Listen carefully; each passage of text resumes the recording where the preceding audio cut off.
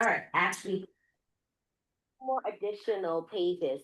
So there's two exhibits, exhibit one and exhibit two. And what we only did was copy back and front exhibit one of the page.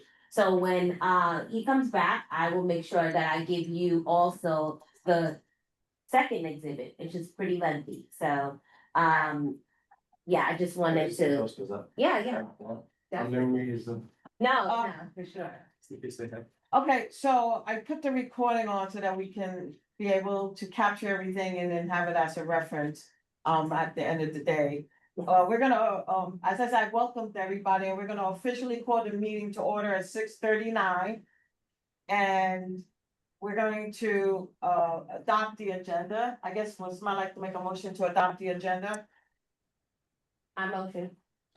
Thank you. And I also would like to make a motion to adopt the January minutes, which is the last time we met.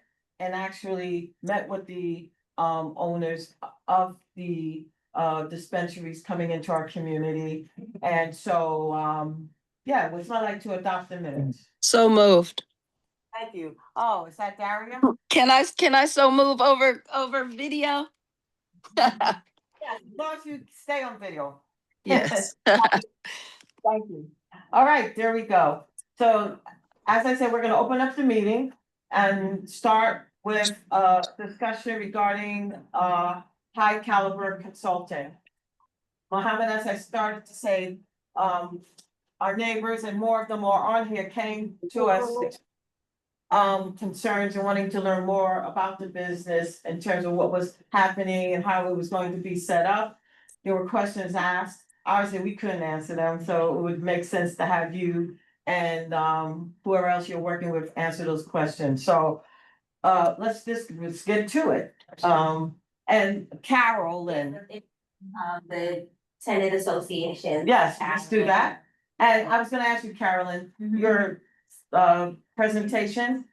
Oh, yeah, it's you mean the PowerPoint? Yeah, You just loaded it up, so Oh. it's just 4 pictures, it's not. You know, it's not. Look, so looking, let's look in I the. had it up, I saw it, and then, well, so go ahead. Why don't you start, Carolyn? No, so basically we'll come to that, like, guys, if you have your mic on, if you could just mute it. the P is, yeah. Yeah, okay, Is that it? yeah, and Okay, it should be, it's so messed up. it's okay. No, no. Anyway, yeah, the first one. We might is the- hire you. Yeah. So do we wanna If make you sure we put it share on it? You wanna share slide, where's the thing that says slide and it'll come big, yeah, okay, that's a picture of the people that are our it? community. I don't know where sharing. Okay. You wanna Yeah, share it? and this was taken last summer when we had a block party. If you go to view, I'm sorry, go to view up top, Let's see, where. the view right next to review, Yeah. right there, view. So Is it possible for it to be Well, shown to the people online? We're gonna share it. It should just say slide and then you fill it. It should be the whole, and fill out. Uh-oh. No. Uh-oh. Yeah, now it's into the. Let me, Let's go back to Bill, I'm sorry. Yeah, Okay. yeah, it should, let me just say, the slideshow at the top. Yeah. You hit that. Oh, here it Yeah, is. where's Okay, the yeah. slideshow? you have it. Very, very. Oh, Go to view. No. Oh my God. Go back to the PC down below. Yeah. PowerPoint at the bottom. Okay, there it is. Oh, And View. view, yeah. And it says slide. It's right there next to the reading view.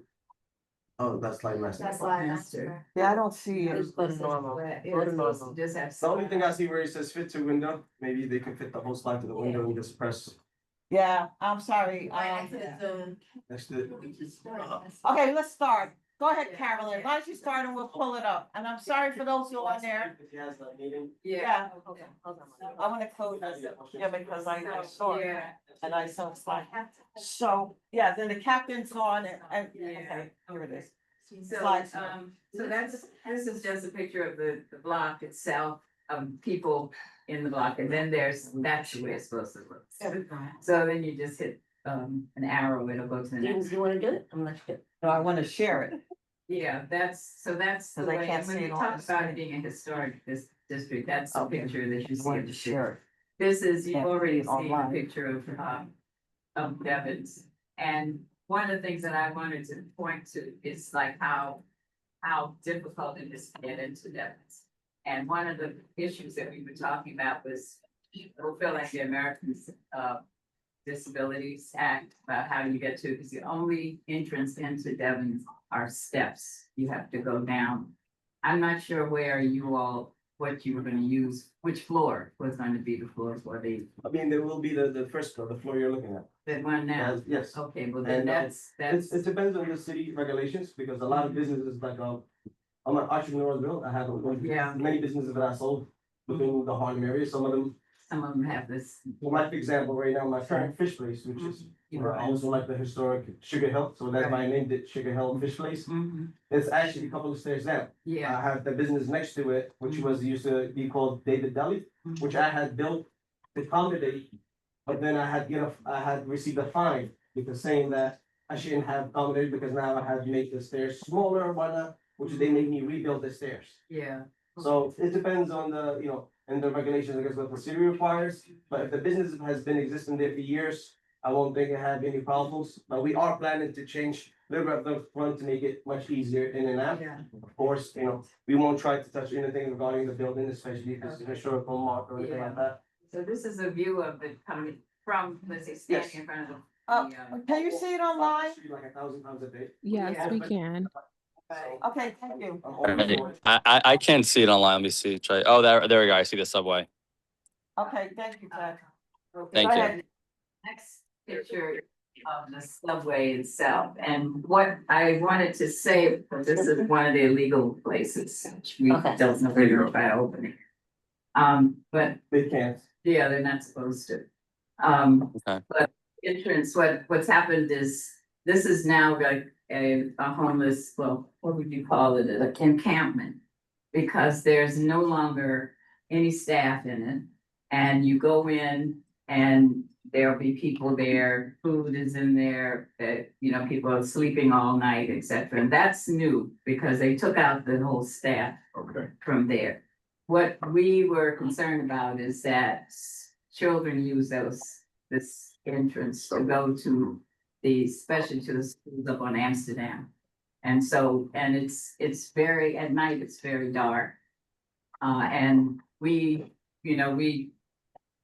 well, one of the things that has to happen, they have to fix that, because it can't be looking like that.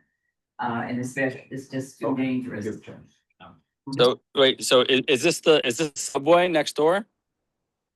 Yes, Yeah, it is. it's right Okay. next. Doors down, with- yeah. Building down. You can see the Okay. the fish and chips place. It's about 50 feet away. Yeah. Got just- it. Yeah, about- Yeah. 20, it's 20 feet. Okay, so that was one of the things, concerns that we had about it, as we, get what we share. our Yeah, they said they can see it. our concern was about, putting something like an adult, this is an adult, business, putting this on the end of a residential, area that is landmarked. I mean, all of our houses are landmarked. And Yeah. that. What historic district? In a historic district, yeah, the Sugar Hill, the extension, Sugar Hill extension is it. So we had a number of questions we wanted to ask you about the number. And did you want me to go to the last Yeah, the slide? last one, yeah. This Okay. one, now this is one that was illegal. And Yeah. it was put there a couple of years ago. Are you familiar with this, Mohammed, in the corner? And we don't know. I mean, the sign with the phone numbers has just been put up there recently about. Yes, I have, Yeah, and You so. talking about this? No, Or? no, No, see, the those real are the estate. realtors. Oh, okay, got it. Okay. You But know, that's not the location of the dispenser, correct? no, this is an illegal one that existed. That existed, yes. Okay. That's an illicit one. Yeah. So they're likely not renewing it to be repurposed for an illicit dispensary because the NYPD in the state has been great over the last, 12 to 18 months in shutting down illicit dispensaries. So the landlord terminated their lease or they left because there's enforcement action and now it's open for rent. I'm happy to, and I apologize. I mentioned this to the co-chairs and to my client. I have to hop in a little bit, but I wanted to jump on just to kind of level set the conversation because this is our second community board meeting with the task force, and we're very grateful for the opportunity to come back and to explain the business model and some of the safety precautions that we'll be taking, both as a right that the state mandates, that we were compliant with all the state laws and regulations that are governing licensed cannabis dispensaries, but also exceeding those safety precautions and security precautions. So there's a floor that's always set by what the state law and regulations demand of any business to do, and then what Muhammad as the manager and the management team would actually enact to be more protective of not just the patrons visiting the business, but also of the wider community and take into account those sensitivities. I understand, and I have a number of friends and family members that have dispensaries that are now popping up in different blocks. I represent roughly 1/3 of the entire New York State cannabis industry in New York City. So I understand like the tension that could exist between. Thank you, Yes, Ted. yes. I think you've got some questions while you're still here. Okay. Thanks. Yeah. Okay. Let us know who the true party and interest is in high cannabis. I know under the articles of incorporation, there's a name, Sean Mercola. I don't see him here, obviously, tonight. Can you let us know who the true parties and interests are of High Cannabis LLC? I'm sorry, I can't see who's speaking. I'm at the meeting. My name is Megan Bennett. I'm asking who are the true parties and interests of High Caliber LLC? So the true parties of interest, it's at the state term to mean who is actually the members or the owners or the managers. So a TPI can mean anyone that's a officer of the business or manager of the business or anyone that's an owner of the business. The names So- of the TPI. We're asking for the names of the TPI. I'm sorry, I'm only yelling so you can hear me. I just want to Okay, know no, it's okay. You can yell at me. My mom yells at me every day, so it's fine. I don't call her enough, so it's fine. Bart. I'm asking you who the TPIs are. I'm Yeah, asking Sean okay. Mercola, who's your listed on your articles of incorporation is. Correct, yes, So what we're asking for is a list of the names of your TPIs. sure. And information about Sean Mercola. Sean And- McCullough is a licensee. He's the 51%. Let him finish. Well, I just want to give them the three questions, answer them all at once. And I'd like to know, do you have any justice involved individuals who are TPIs? There are no justice involved individuals as TPIs. This is not a justice involved license. That's a card license. This is not a conditional adult use retail dispensary license. So there are no justice involved individuals that are part of this license. Sean McCullough is a gentleman that is one of the licensees, and he's at 51% of the cap table. And that he's a TPI, as is Muhammad as the manager. And does Mercola have, how many other powered businesses is he involved with? None. This is his only dispensary. Yeah, there's not a franchise change. I know there's a big issue where folks are acquiring licenses and then, building out chains, which is, to my knowledge, anything more than 3 is illicit and also inequitable, frankly, because the whole premise of the cannabis industry was to have a industry of small mom and pop operators that fairly reflect the diversity of New York, as opposed to having these retail chains, which are now becoming prevalent in New York State that are rolling up 10, 14, 15 stores. I don't represent any of those actors because they're misusing what the intent and actually the letter of the law is to kind of roll up those businesses. But Sean, this is only business, as this is only Muhammad's business in cannabis. Sorry, I understand. I know it's 50% of net profits, but I'm also asking about you. The TPI rule applies 10% of gross revenues as well. So you don't have to answer this now because I know you're. I'm happy to answer all the questions. My understanding that this meeting was about safety and security, which we're happy to answer that. But for the TPIs, you have Sean McCullough and you have Muhammad Musli, who's present at the meeting. Are those the only two? I'm telling you right now that they're the only two, to be honest, yes. And What is there any- percentage is Mohammed? Can you answer that, Mr. Mohammed? What percentage is your membership? Mohammed Darcy. 49, 51 to 49. So it's true. Yeah, Okay. and it's the only cannabis we have. That's the only dispensary we have. We don't have nothing else. And this Rocola person, where does he physically reside? Does he live in New York City? Sean does not live, my understanding, live in New York City. The last time Sean, his record of address, I believe, was upstate New York. Upstate New York, and he owns 51% of a business that's going to be located in our community board. Yes, in the community. Yeah, it's that I- not, yeah. Hold on.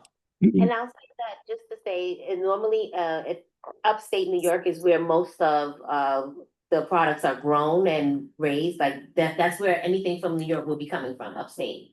Right, but there's really, but there, right, and that you can't have vertical ownership, obviously, so. There's no vertical ownership here. I'm just confused now of the premise of this meeting, because right now we're not talking about safety and security, and these are not neighborhood concerns about the business location and how that relates. So my understanding of why this meeting was called was about the business location security, not about the underlying capitalization table of the company and how this business is ultimately managed and owned.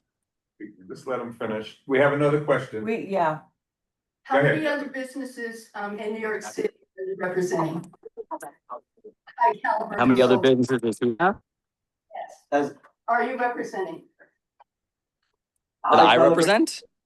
It's mine, it's not him. How many other cannabis businesses are you representing, high caliber consultants? In New York City, how many other cannabis businesses? It's only one business. It's one entity. He's Right. not, he's representing me. I'm High Caliber, so High Caliber has nobody. Can you state the correct name, because it's listed as high caliber consultants, Yes, and it that's the name. appears that. High Caliber Consultant. Yeah, that's the name of the LLC that applied for the license. It was High Caliber Consultants LLC. So if you look at the overall application queue, and there's names including plumbing industry LLC. So it's not the name of the business. That would probably be the DBA. So that's different. What the public name of the business would be different.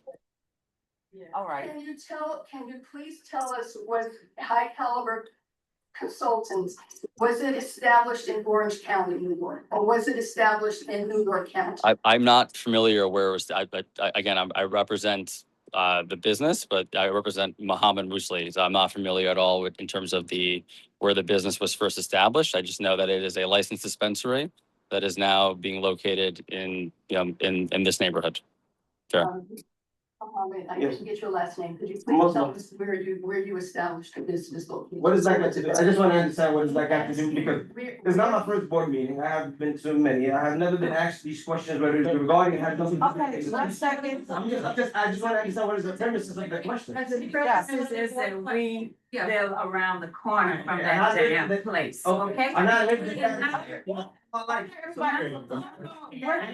Yeah, I'm sorry. Could we just rephrase the overall? Wait, stop. We're not gonna have this kind of dialogue. We are supposed to So, engage in discussion, period. Yeah, I just like to reframe the discussion around safety and security and how we're going to be. Hold on 1 second, Ted. Let us reframe the discussion so we can keep things moving forward. So can we, sorry, just a quick question, sort of pertaining. Yeah, but I wanna make So sure- Mr. Musli mentioned I- many board meetings, I would just like to know Okay. the dates of those board meetings, because I think that a lot of us are surprised to hear about this. Not regarding cannabis, I'm just saying regarding the business that I have opened and folks throughout the many years. So this is the No, first this time. is this is the second time I met with the cannabis, I have answered all the security questions, I have gave him a extensive detailed 4-page about regarding the plan. I have answered all the questions, now I'm being Right. here to ask again about Okay, questions that has Mohammed. nothing to do Okay, with the Mohammed. place, so it's. Mohammed. The same publication ran away and changed my plan just to be here for this meeting. All right. Yeah, honestly, right now, in terms of how this meeting is being situated and going forward, this is not questions that were asked for the questionnaire. I don't feel comfortable moving forward with this. I'm happy to answer other questions directly, but like right now, these are not questions regarding, the store, the location, and like that. So I'm just very at odds here. The hand is raised. We see Arthur So we'll ask, we'll let Arthur, do you wanna speak, Arthur, or you? My question Yeah, is, yeah, I was wondering if the people attending by Zoom were gonna have a chance to talk. I'll be brief Write it. and Alright. make my points. Yeah. The first thing I would say, I've got 3 points, but the first thing I would say, the issue of situating the cannabis dispensary where it is proposed goes beyond security and safety located directly relevant directly to that place. Let me say this, I'll back up. Number one, the fundamental question is, why is it being located in an overwhelmingly residential community? There are commercial areas nearby and far where a dispensary could be located. Why I gotta locate take the it Zoom in out. Yeah. residential See you guys soon. historical district? How's it I going, want to make guys? my 3 points, and then there can be any comments and questions. The Okay. QSBS, huh? Yeah. They're all part of a piece, so I'd like to make them together, all 3 points. So, in a primarily, overwhelmingly residential historic district, why? would So, I mean, anyone want to the place was just locate up for a rent and district? there's no, Excuse me, I'd like to make my 3 points, Yeah, and he's they're not- all part of a piece. And then you can say anything you'd like to say. Right. As I was saying, why would anyone want to locate it in that district? We, the people who live in the area, are totally opposed to the location of the dispensary there on St. Nicholas between 147th and 148th. The other issue has to do with safety, the safety of all of the children who attend the quite a few schools in the area. Some of them use the 147th Street subway station. There are 2 schools down the street. They walk past the proposed dispensary location. Some of them, not necessarily all of them, but there's a question of the impact of situating a dispensary there on St. Nicholas when we have so many schools and so many children that are going to be exposed to that because they have to walk by it. Another point that it hasn't been adequately addressed in terms of safety and security, the subway station at 147th is unstaffed. It's empty. People who pass through there or have to use that entrance and exit are not particularly safe.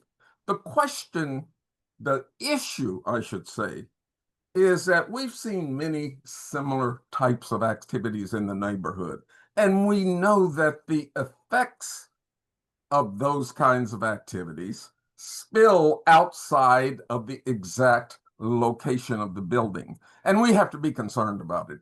An unstaffed subway station is an invitation to set up a drug use center, like a dope house.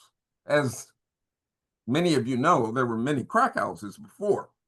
The last one, I made the point about the schools and the corridors that are used by students and others associated with the schools. And also the reasoning for the placement there.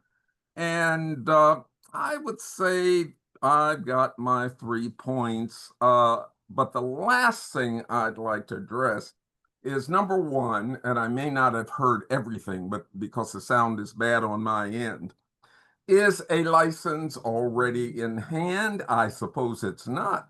But from what I heard, the implication that there's already a license. What we're supposed to be here for is to determine whether there's going to be a license as the end result of this process. I would Okay, like to know also, my last penultimate thing is whether Muhammad is going to be the controlling. Arthur, we're gonna allow Muhammad to answer you. Let Ted answer him first, because he has to go, so. Okay, you want, to unmute Ted? Yes. So that's what I'm gonna be doing. I'm gonna start muting. I would like to everybody. reframe the conversation that again, and I understand the concerns, like I mentioned before, about locating a licensed dispensary in different neighborhoods, in different areas that are historic, that there are children. I get it 100%. And again, it's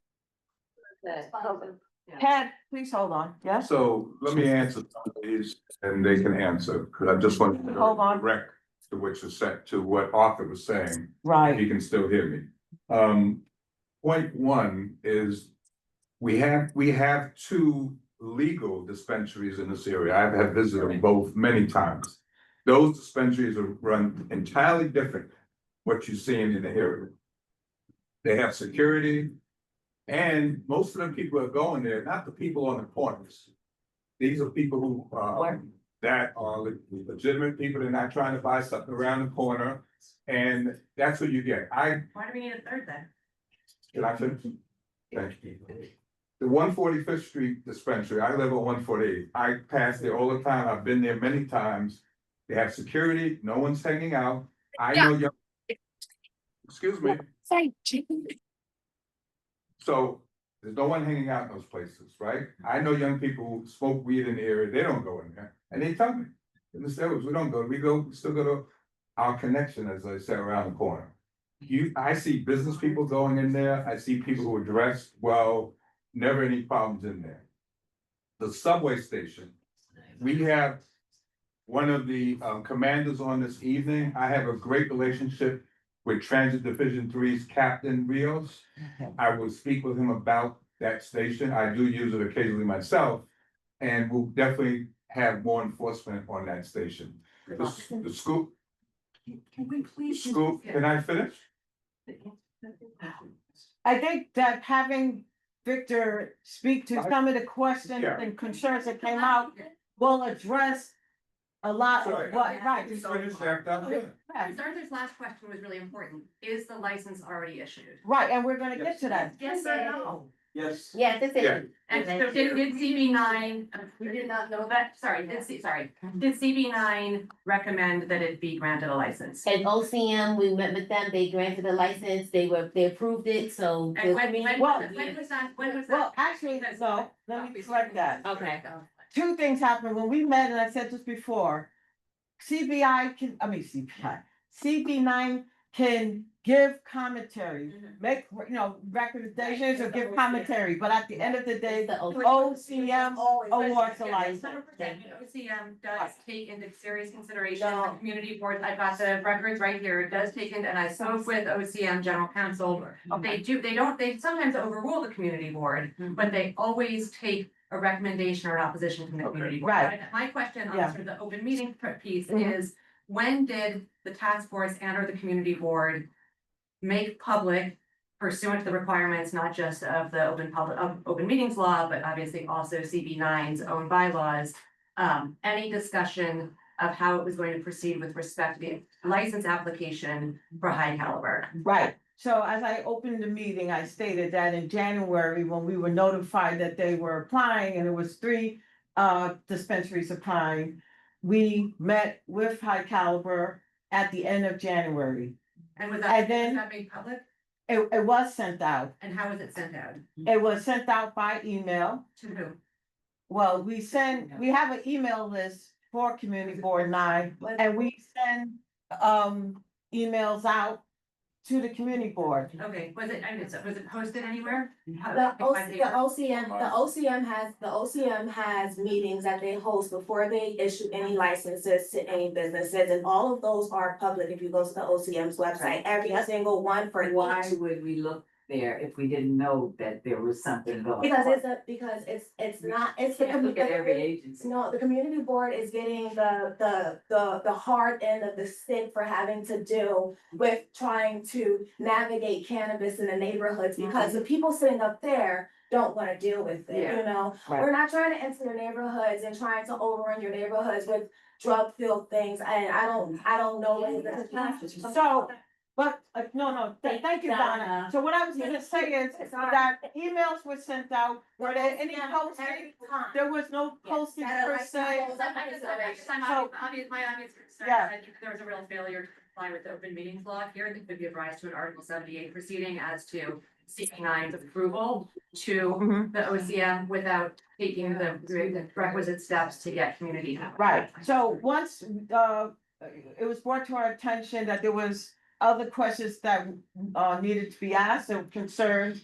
Then we postponed with the intent, to bring, like we are doing now, forward all players to ask more questions. We did that, because there was no intention to hide anything. We always try to get the information out. And, we have people on our boards who get the information, and they too could have shared it. Now Heather's here now. Heather probably got the email as well as Elizabeth and other members. We share it with the goal of having it go out, because we want people in the community to be made aware. That's all. So The board recommend to. we didn't recommend anything, because once we heard there was a concern, we stopped and said, well, there were Okay. questions Thank you. that were Thank you. being asked. It's yes or no works. Right, and then we said we bring it back and have the discussion, so we didn't make a recommendation. What date was the license issued? Yeah. What date was the license issued? Well, to see, now,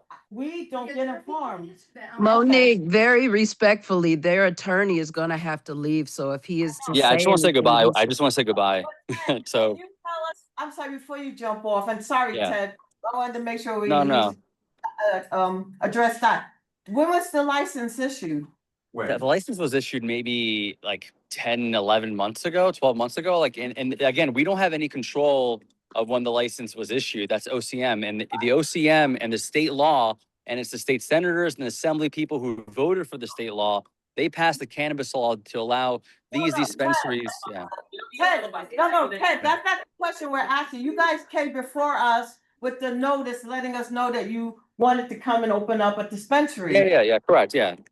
Did That notice of municipality was about 7 months ago. 7 months ago.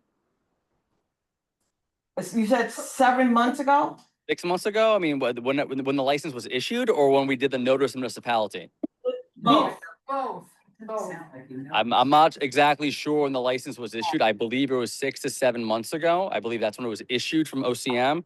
I believe then the location was open, and Muhammad was having conversations with the building owner who's exiting his business, and Muhammad is in regular touch with the landlord that's opening up his new business, and it was available for rent, and that's when Muhammad placed a notice of municipality so we can have a community board meeting, because we placed a lease with OCM for approval.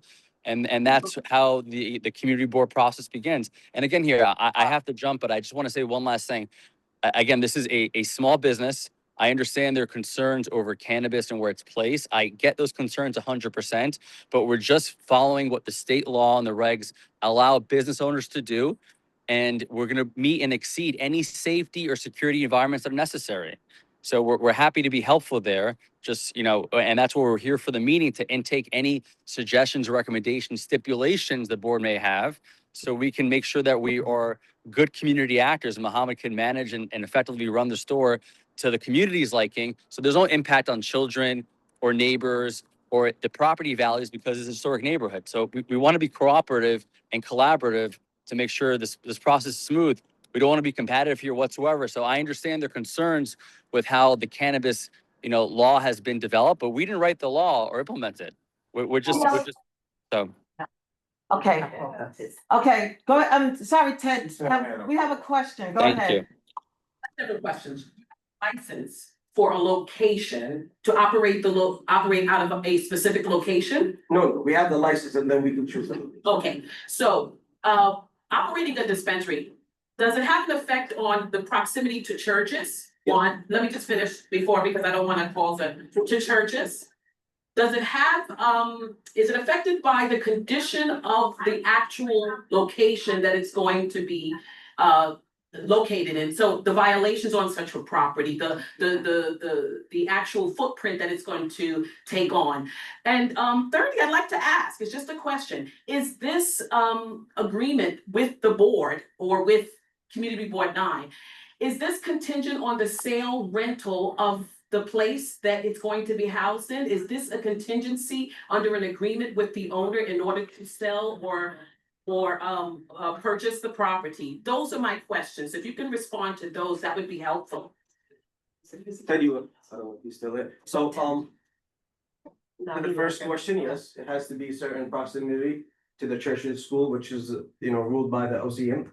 They pass. Away from, Yes. okay. So, this is why sometimes it's difficult to find a location that will, so that's why the location, when it comes up, it was, it follows all the regulations it passes all the regulations from the state. Did you measure the Mennonite church across the street? Yes. We did. Under the Door to door. the site. That's okay. Let them answer his They question. changed the law. Yeah, I have the map of the. Well, he has the This license. is- We can just make our See, objections This accordingly. is basically the radius, whatever they provided the map, they also before basically they approve the location. OCM has to do their own, they don't rely on us, they have to come out and do their own measurement, because if anybody can say that. the church down there. So, yes, I live in the neighborhood, I walk every day 1,000 times from that location, I'm familiar with all the churches, most of the churches, the state requires How many feet is it? 209. 209. And Yes, that's under the and- sightline rule? Yes, under the sideline is 200, but only to a building, Sightline is 200, you said? I just couldn't hear. door to door, 200 to a church, 500 feet to a school. Right, no, I'm asking about the measurement. Did the surveyor do it under the new I sightline don't rule? know who the survey, like, I did it myself, the city has to send theirs, you cannot, the city's not gonna believe what I say or who I hire. Okay, so that hasn't been That done hasn't yet? been done yet. I don't know, the city passed us, they won't pass you that, they won't improve the location unless they did it already, otherwise they won't approve it, Has the city approved the location? yes. So how do we find the records You- of the city I survey? guess you have to go to LC, I don't know, that lawyer would have those questions, that's not one. Let's too bad you had to jump. Yeah, previous meeting and. The building. Huh? Can you finish? Wait, one question at a time, guys, don't attack him. Yeah, please. This has, because I feel like there's something, I guess, there's something. Honestly, this, the top of questions, is just a matter. Perfectly fine. Alright, Just- there's no stipulations whether Right. to buy the building or not, like, Okay. there's no, not. It has nothing to do with Buy the purchasing, building. to purchase or the sale of the building. Yeah, it This has is nothing to do conditional, with- conditional Mm. upon the board's approval for receiving the, okay. No. Oh, I just wanted to ask and hear you on the record, at least on the Yes, verbal no. record, on what's the deal. Okay, so, and you said that this is your first dispensary, right? Yes, correct. This is, you haven't been in this line of business at all. You're the managing member of- I've been operating, no smoke shops, nothing, my business is, every business that I operate, you can look under my name, it's fully legal, even, a full service bar, I've been there for over 15 years, not a single ticket, not a single problems, not a single cops, and that is 148th and Amsterdam, What's the We name of that business? Parlay. Parlay, Spell like that, Parlay. the hookah shop? Yes. So, never had any problems, any issues, my fish place is also under 145th, so basically this location is between them. And due to the fact that we are in the same business, their manager approached me thinking that I wanted to open another seafood. I'm not interested in opening a restaurant, I told them what I have in plans, they said, okay. See if, if this location passes, we'll give it to you, because they tried to open their restaurant in a ghost kitchen online. And I've been trying to help them out, we just launched that about a month ago. Mhm. That's why we waited for them, that's why I've been having a grace period not to open until they're actually comfortably to move out. So I'm actually trying to help with that.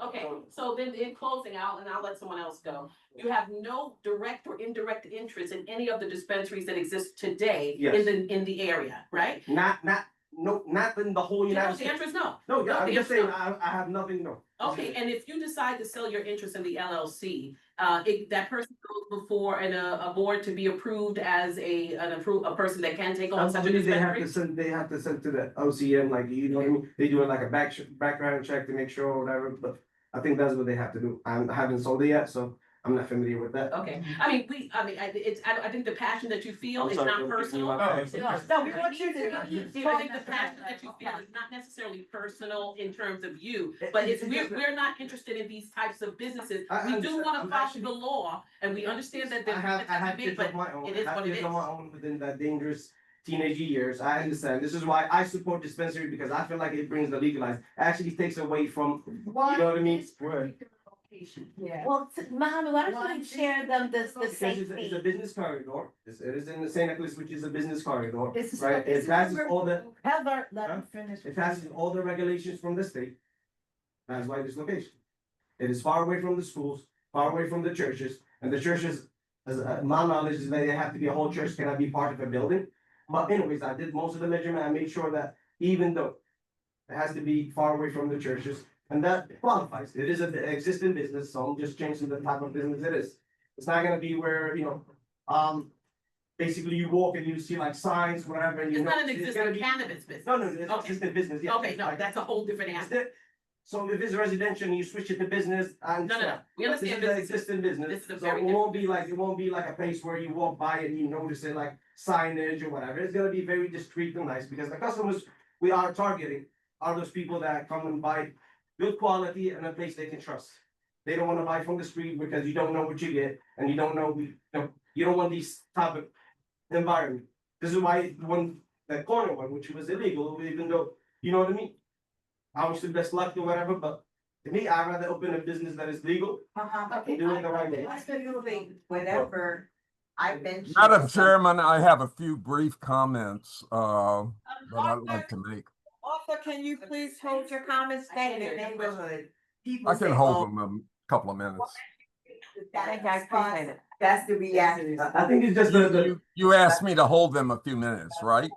When I first- Madam Chairman, Yes. you asked me to hold my comments a few minutes. I just wanna, I was trying to. I think it's just like his misunderstanding. Like, for example, when I first opened the hookah lounge, a lot of people, even from the community itself, they didn't understand what hookah was. But I brought them in, even the churches across the street and the pastors, I brought them in, explained to them what hookah is and everything. Took me, I had to stay in that place for 2 years before the churches and everybody else had to approve me for a liquor license, because they wanted to see what type of business it was, which I understood. I understand is, liquor takes, so I don't mind. I waited, I showed them as of now to show that we don't have any problems. I close on Sunday. You don't have a problem, but we have a Yeah. problem. No, because They no, come down the block when they. I'm leave talking our about place. no. They. Oh, we hear them. Who? Not my customer. You can listen, I can right now, if I hear, you can come and I show you the cameras, and if you see any one of those customers, I come to your block.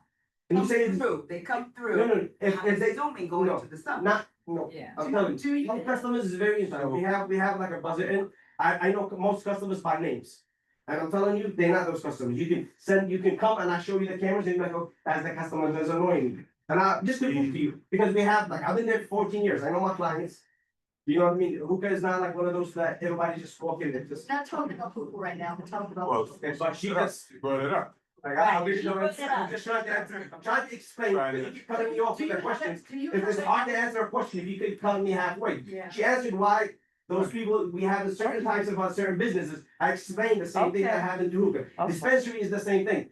A lot of, like, if you walk by, a lot of people think you're gonna have people hanging out outside or whatever. Not a single dispensary here in this district or anywhere else that I have been, you see people outside smoking outside. Because most private customers are not. Yeah, That's where they. But You just said you had your business parlay for 2 years before you got your liquor license. You don't have this sort of probationary. I understand, You're but looking to jump in to the deep That- end that's- right away. You're asking us to trust you without that 2 year probationary period. You- You just told us was important to build. I wish trust. that energy was involved when all these all these. Mohammed, like, Hold on. Okay, you just told Hold everybody on. here. I just feel like it's Just everybody stop. decided what they wanna Okay, do. and then we- It's not what I'm saying, We get it, we get it, we I get it. feel like I- But let's, we're gonna reset for a second. Yeah, we can tell that story. Question. See, she asked a wonderful question. The tone itself makes you. Mohammed, I wanna tell you this, you I know. are going to get the fire, whether it's good and something is bad, but your business etiquette is important too, because it's going to be rough sometimes, you're a businessman. So you gotta be ready for the firing squad, and it's not always bad. But please let her finish. Yeah. So I appreciate you being here, that is I appreciate you guys. I just- We've gotta About deal with. 30 people like us, women, in that block. I've been there for 50 years. She's been there for 40-some years. We're tough. Okay, that's good. Oh, That's- yeah, okay. This is not an inquisition. It's not an inquisition. We said that. I want the tough ladies to actually stay too for the whole meeting, because we have some more presentations that will definitely change your mind about the way y'all look at cannabis, because I believe it's cannabis that you're looking at. You're looking at that it's weed and and that's a. I don't think it's fair to couch what you think we're thinking. Yeah, it's just not all that. No. There is a whole ecosystem that comes with such a thing. Let me know exactly that. Okay, all right, Mohammed. Okay, so Mohammed, The reason what, Carolyn. Is it possible for anyone online to be able to comment or have a question? Wait.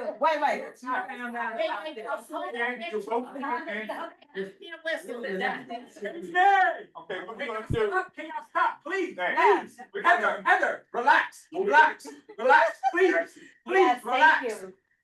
He cannot be asking him a question while you're asking him a question. Stop. Heather, you gotta. You need to relax. Right. So like, honestly, I'm sitting here and it's getting to my ears like, how many people are gonna be told to? All right. Yeah, because I wanted, hey guys, I just want to say, can anybody hear me? Hello? Yeah, we can hear you. Hey, my name is Joshua Davis. hold on. Yeah, and I have a presenter that I would like to get to also, that came a long way. You're told what you're doing because somebody was supposed to tell us. Talk about the business. So. And it's not, Can we some do- of us use cannabis. But that's what we're gonna do. We're gonna be respectful of this. I'm speaking. Yeah. I'm gonna end the meeting. I'm the chair of this board. I close the door. We will escort you out. Let's be respectful. I understand what you're saying, but we can't have three people talking. You asked some great questions, he answered. Yeah. Go to the next person. We can't have this. Back and forth attack. That's not what it's supposed to be. It's about. It's not. It sounds like that. It sounds like that. Yes, It does. The response will sound like that. Yeah. I just want to keep it addressing, but let's also remember that we deserve the same amount of respect that Mr. Mosley is asking. We've given that, that's been given. He's No, I think you did interrupted me both. several Right, times, and I You didn't have to do it. I don't mind if you do it, but I'm just saying that I think that it goes both ways. Yes, it does. It does. Right, so why don't we let everybody speak, One finish at a it, time. and finish the Right. question before One Mr. Mosley or the board member Right. jump in. Who wants to go? Heather, what's your question? I'm asking, what are the hours of operation? The hours of operation will be from 11 11 and when, what days? Monday to Friday, and then Saturdays, I think it'll be from 12 to 11. 12 p.m. to 11 p.m. And what purpose for No, will you be closed Sunday? One question. Yes, Okay. Sundays. Sundays are closed. Sorry to keep talking about parlay, but the reason I closed that is just because the church. I didn't ask that. I was talking to her, so I mean, It's. Yeah, please. you see, you said we have to have the same respect. You guys keep cutting me off. Right. Like I said, it's not gonna business. I understand that I have to build a business, but I can't have my business being disrespected. That's not gonna happen to me. I won't let my All right. pastor be disrespected because All right, I'm Mohammed. just being honest. So Monday through Saturday, he's open. Sunday, they're closed. Sunday they close. And he gave you the Okay. hours. That answers that question. Right. Fallon, you had a question? No, I just wanted him to understand what our feelings are, because we didn't find out about this until a few weeks ago. So that's what we feel. We're really angry because I mean, we didn't know a thing. And then when you tell us you already had a license, I mean, that's so what? And that lawyer of yours, for the attitude he had, that was You don't, I don't choose who, you know what I mean? I can't speak, yeah. if he represents a third of the dispensaries in New York, I was referred to him by, you know what I mean, by Sean, and they said they worked with him before, he's really good, so you know what I mean, I can't speak, Yeah. he does his legal part very good, and that's what I wanted from him. This is our second meeting in terms of, you know what I mean, in regards to you to know, I understand your concern, like I said before, I live within the neighborhood, I live in 148 with my kids, so I understand. So, I do apologize that he wasn't informed. Okay. The state law requires certain things. I did it exactly how they, Yeah. they said they follow these. I was saying, follow these regulations. I followed them up to the letter. That's why we're here. Okay. I came back from vacation ahead of time just to be here. All right. To Sorry, express your concern. Mohammed, sorry, I'm not trying to cut you off. We have two people who have questions online, so we want to acknowledge them. Was that Joshua first? Hey, how you guys doing? Good evening, everyone. My name is Joshua Davis. I am the general manager at Strains for Life, the dispensary on 145th and Broadway, located where the old Radio Shack used to be, for those who remember a blast from the past. Again, I hear a lot of the, obviously, and with respect and understanding, there's always going to be trepidation around cannabis being brought into the neighborhoods. I'm a Harlem son, born and raised. I went to Copeland's, I went to Reliables, I got my hair cut from Jerry's Den. My aunt actually married Chicken Eddie, for those of you who remember Chicken Eddie. All he sold was fried chicken and ice cream. So I was born and raised in a community. So this is a major point for me to make sure that cannabis is being properly represented. I want everyone to rest assured that not only in our business, but anybody that I've come across pretty much in the business thus far takes the safety of the community very serious. Over at Strains for Life, we take the safety of the community extremely serious.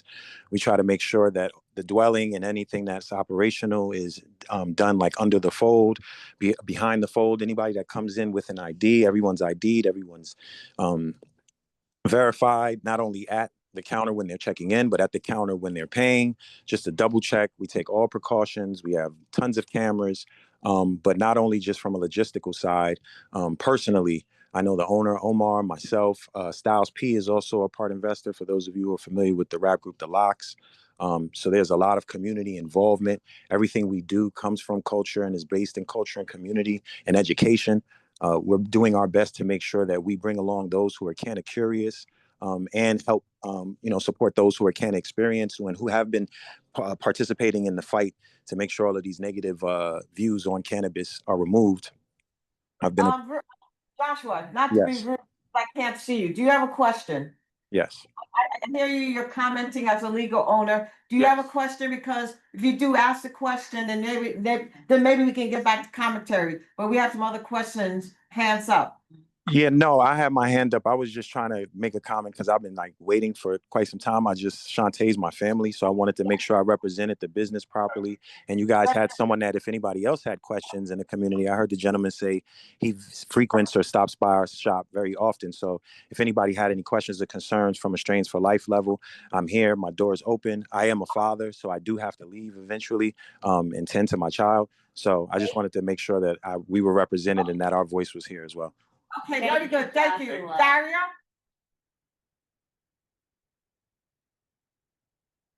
Go ahead, Daria. She's muted. Daria, you're muted. Oh. Okay. Daria, you're still You're muted. muted. I'm trying, thank you. Can you hear me now? Yes. Yes. Okay. Really quickly, there's so much. So I'm very glad that we had Joshua's voice in this because I believe that, and I do have a question, but I want to say really quickly, these are my neighbors, and this is my street, 147th Street. So I definitely understand those beautiful brownstones and the concerns around it. However, I also want to stress that that's why we have the Cannabis Task Force, is because we're looking at this deeply as well. And I'm not sure if it's been made clear that this came before us in January. We voted, somebody asked us, so let me answer very clearly. We did approve it in January. However, we pulled our vote so that we could have this when we found out that there were concerns and not enough people in the neighborhood knew about it. So we're community members too. So we're looking out for the community. We have also, on top of the OCM regulations, Community Board 9, we have put together our own guidelines and regulations as well on top of that. And some of them are more stringent than the ones that the state have. So I do, and this is the last in my comment, and then I will ask my question. I do, I do hope that this, would encourage us and, you know, my neighbors and everyone really, anybody that's watching this later on YouTube or whatever, we have regularly scheduled meetings. So to you know, tap in, and even if you're the um I'm sorry, the neighborhood, your organization, I'm sorry, I can't speak English right now, but your organization, even if one person per month, so everybody didn't have to come, and one person could come, you know, if you got 12 people, well, we only have what, 10 meetings a year. If somebody could come to one a month, that would keep you up on what it is. We are, of course, going to try and make sure that you know, but we have regular scheduled meetings, and there everything is open with open meetings law. So everyone is, you know, can get all of this information at any time, just like us.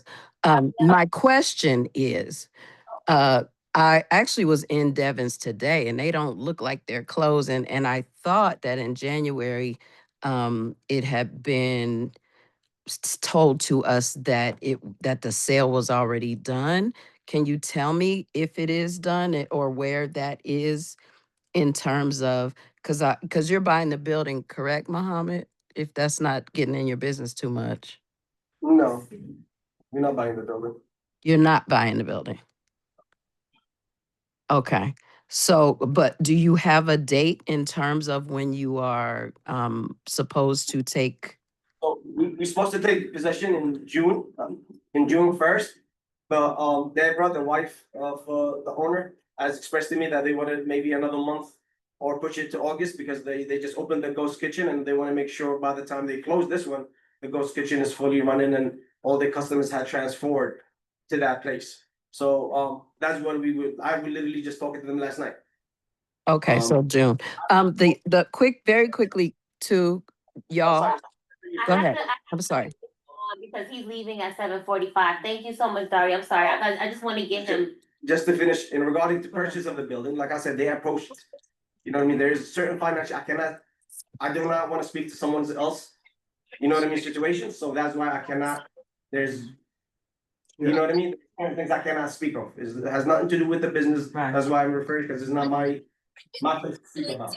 But I'm supposed to find them and. Okay, Ruben, is that true?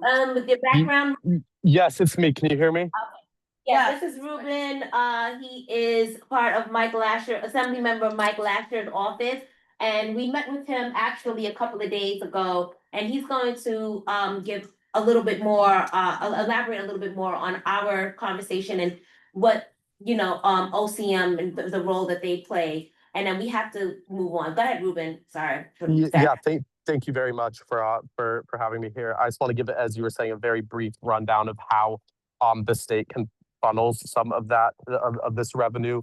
As I've mentioned, I'm not an expert on this topic. I've done a little bit of research. This is the best of my understanding, but if people have follow-up questions, I may not know all the answers. But but there are 3 different taxes, cannabis taxes. There's when consumers buy from a dispensary, there's a 9% state tax and a 4% local tax to which they're subject in New York City.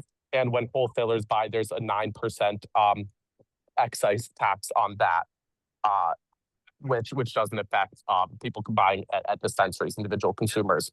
The local 4% tax, the city does what they do with it. And I don't want to speak as much to that because that's in the city's purview. But with the state tax and the same with the excise tax, these both the wholesale tax, both of those go into both of those 9% taxes. The first being on products bought at dispensaries, the latter being when products are bought wholesale. Are divided into 3 different categories. 40% of that is just into general education statewide. 20% is to drug treatment and public education statewide. And 40% goes into the Community Grants Reinvestment Fund. And As of now, it's projected that the total revenue from the 13% in total excise tax, or the 9% state excise tax will equal about $400 or $500 million of that, like 400 or $500 million. So 40% of that after administrative fees or whatnot is, a bit more than is about $60 or $70 million. However, with that, the community revenue fund, only 5 to 15 million dollars is allocated into grants for the community. The rest is put into a reserve as these programs are developing and as this fund is being rolled out. So that is typically how it functions. And as a community board, for example, I think the route through which one could get involved in accessing some of these funds would be to work with community organizations in the community that are eligible for the general revenue fund. And those are community organizations that mainly offer youth programming. So whether it's youth development, youth sports development, or whatnot, those are the programs that are most eligible for this funding, which is again going to be. Thank you so much, Ruben. I'm sorry, we just have to. Yeah, oh, she has a question. A question for Ruben, please. Regarding the taxes that are taken out from these dispensaries, are any of the monies, I understand you said some of it goes into a fund for community-based programs or projects, but are any of these monies like surgically focused on the communities in which these dispensaries are emanating from? And do we get the direct money to the zip codes within that community board is my question. Yes, that's on the agenda. No, the community boards don't get any of these funds. The funding is only eligible on a grant-based basis to community organizations that apply for it and offer eligible programming. There are a wide variety of eligible programming. I think it's housing, homeless care, things along that nature. But the main focus is on youth development, and I believe that's where the vast majority of these grants go. So if not all of them as of now. Goes to He said no. education. Ruben, can you explain the percentage that does automatically go to the education? No, that's for something else. So the 60% is the 60% that isn't put into that general revenue fund. 40% of it is invested into education initiatives statewide, and 20% is into drug treatment and public education statewide. So it's not direct injections into the community, but it's more state funding into community services. So it is not directly injected. The monies that these 3 dispensaries, let's say, would accumulate in taxes given to the state or the city. We don't get a direct money into the zip code or the community. No, I found nothing that indicates that the money is given back into the area from which it's purchased. But that being said, a huge focus on this is giving back to the communities who are most affected by past policies or whatnot. So a big amount of it's not dispersed kind of proportionally across the state, but a big target of it is downstate and is in areas that have experienced the most disparity because of past policy around cannabis.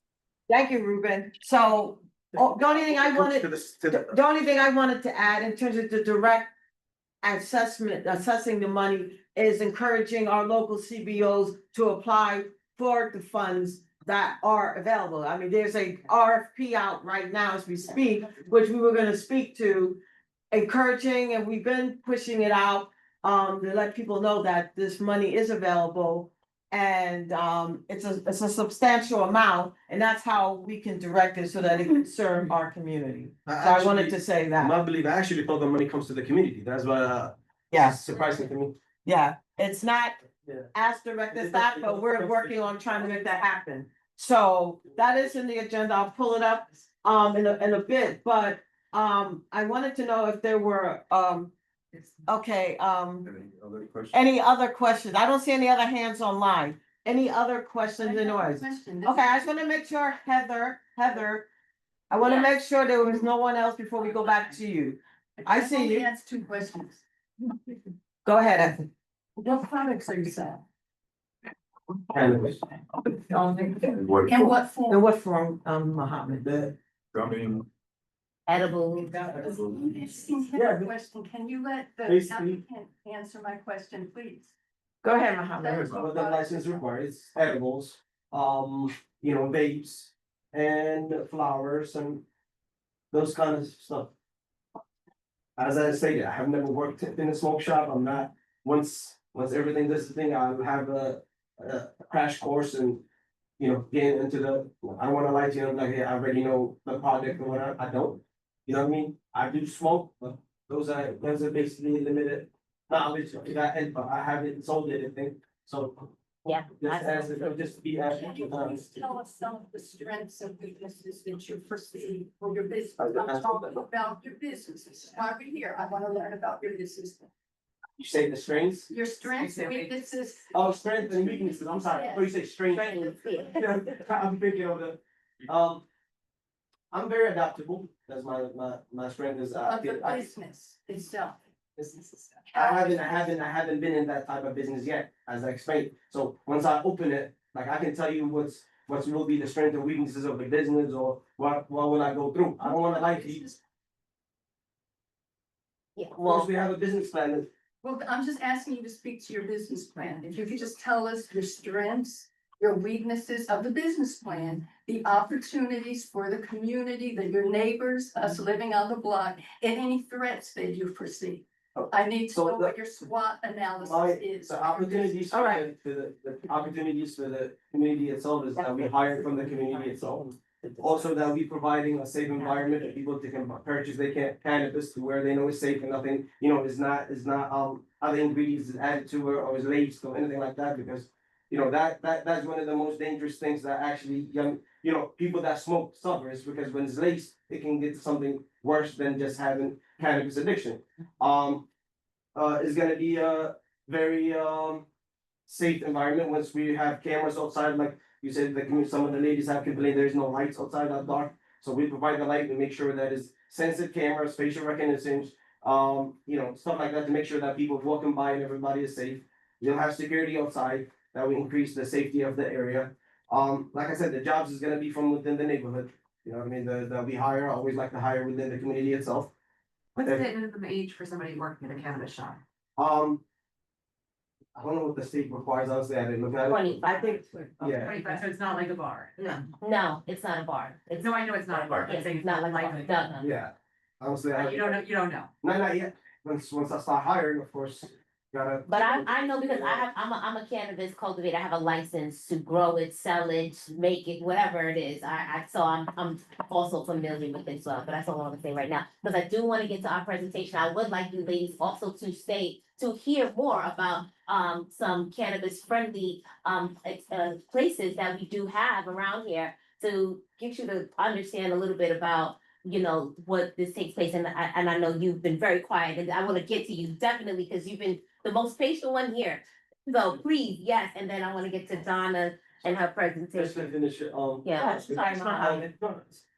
And like I said, I'm waiting for Devon's, and once they decide, when they give me a final day, hey, they'll be fine, we finally need to move the business to this location at this time. I still have about 3-4 months to, familiarize myself once you guys agree to the location and everything, then I can finalize and, I can start spending more time in learning everything about the cannabis and how to run it. Like I said, I'm an entrepreneur. I usually open different businesses. I learn how to run them and run them for a few years, whether to, so. Okay. Basically, And then When your will question. the building be occupied of residential tenants? It's. I don't own the building. I have no idea. And do you know who the prospective owner will be? The same owner. 6 months from now. The same owner. Okay. Yeah. This is why I'm trying to go into there to make sure that he stays the same owner. That's what I'm saying. I cannot speak to other people's financial situations or whatever they go through. All I know, I'm here to actually help. And if you feel free to, I'm actually there to help them. Who are the other investors? Your question. okay, Your question, okay. ma'am. Ramona? Her question, please, Go ahead. Ms. Ramona. Yes. Not only do I own business on the block, I've been there my family's been there for 100 years. So first of all, one of the issues that we do have is the time that you will have this place open.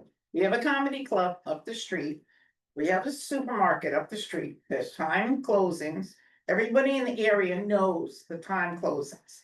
The fact that you're gonna be open to, and I believe you said 11 o'clock. It's not And- finalized yet, and- it just, Okay, I I would haven't, like you know, I haven't had anybody suggesting the other one. I would like to suggest an earlier closing, and that is because the amount of activity that your shop will create. You have a block, a couple of big buildings across the street from you, and you have little buildings right on the same street. Yes. And one of the biggest arguments and one of the biggest complaints that goes into that police captain, into that area is noise. Okay? I manage the building on the corner. And I have to tell him how many times I call into the cops, how many times I call the captain in and say, we have to have a conversation, because you're not hearing me. Okay? It's the Hopefully, same for the group past of couple of days, people. they moved to 145th, I've been seeing them. That's exactly where they are, 145th right now, there, where the Bowery building is, under the shed. Well, Okay. just. So, wait, let me finish. So, my position, and I know the owner next door and the owner up above will say the exact same thing. The 11 o'clock is not a good idea. And what you recommend, just the. I would say maybe 9, 10, because you need a closing in order to just have everybody not show up. Also, just to emphasize that I usually do listen to, especially my neighbors. The full bar that I have, that's the only one I can relate because it's a full bar. The same thing, they came up to me and it was like, hey, it's residential, we wondering if you, I close at 2 instead of at 4.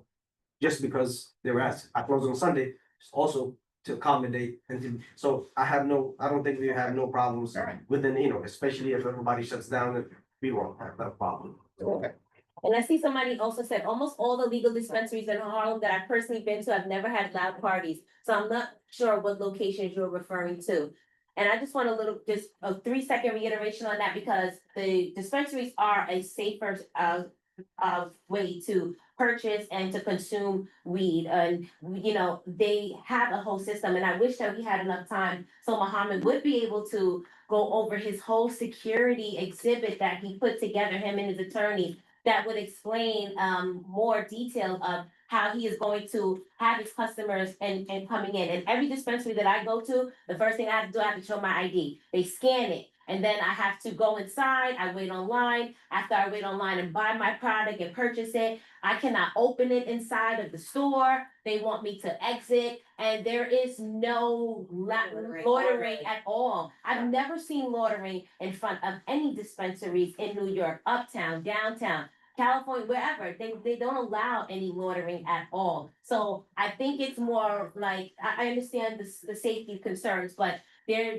can't be any loitering in front of the dispensary. I'm sorry. I just wanted to respond to that. I think that it's not unnerving, but I think that many of us appreciate that there is something over the idea of marijuana so that it's done cleanly, it's done fairly, and it affords a business opportunity.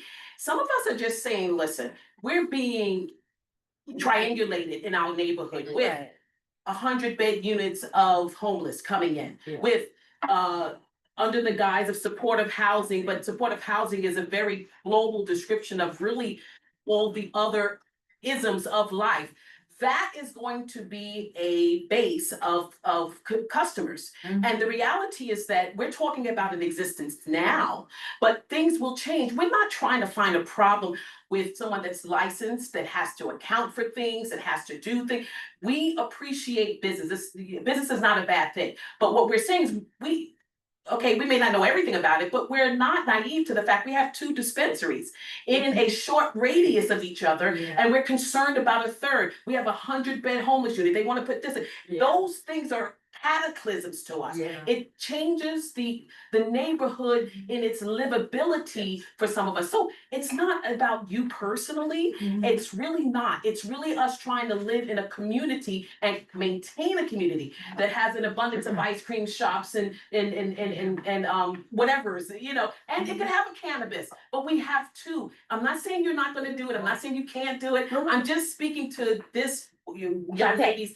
Shantae. Which street is the other cannabis, the other 2? Amsterdam and Broadway, What within the street? West 140s. I don't have the exact address, okay? Midnight Ride is like 139. And in midnight. 139, Right, midnight It's Right, up so if you there. live in West 140s, Okay. up on the hill, between 140 and 147, you are dealing with a lot of types of living, housings, types of people coming in. There's a lot going on. So we don't want to burden you with all of that as a businessman, but we want to make sure you understand that this is not going to be get you got you. We're not like that. We're just concerned about the entire complexion of livability in the neighborhood come 5 years from now, 3 years from now. So I'm not trying to get you to agree with me. I'm just saying, deal with whatever We comes get with it. that. That's I right. understand. And I love this. So. Wait, can we allow Mohammed? Yeah, no, Mohammed.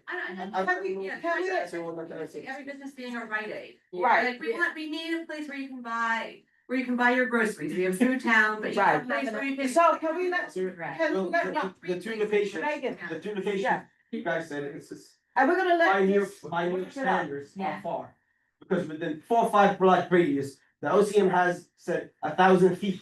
Due to the fact of the population, over 20,000, you need the dispensary supposedly. I'm not saying that you need it, but it's allowed. In that area, we are underserved in terms of dispensaries.